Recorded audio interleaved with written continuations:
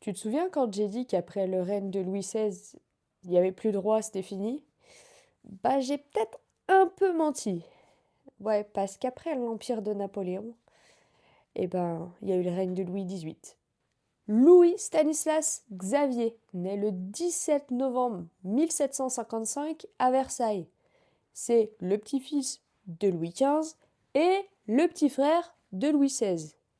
Alors forcément, il a une éducation de prince bien comme il faut, et en 1771, il va épouser Marie-Joséphine Louise de Savoie, Théma le nom à rallonge.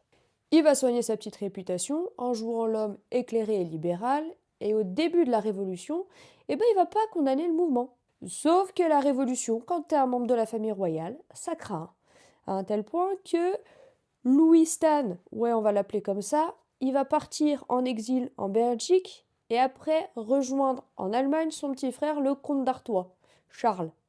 De là-bas, il va tout faire pour essayer de restaurer la monarchie en France et sauver les miches de son frère, le roi.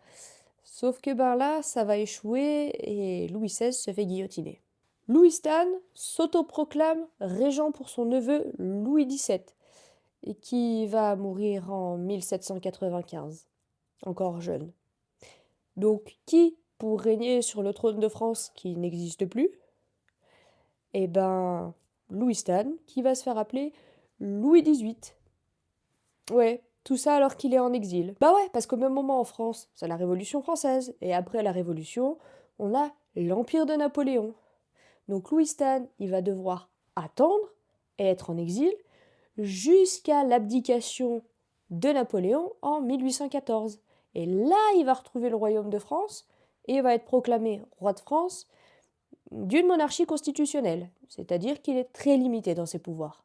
Et là, bam, Napoléon, il revient pour les 100 jours, de mars à juin 1818. Donc, Louis Stanislas, il va repartir en exil avant de revenir après la seconde abdication de Napoléon. Et il sera de nouveau au pouvoir en France, avec des hauts et des bas, jusqu'à son décès le 16 septembre 1824.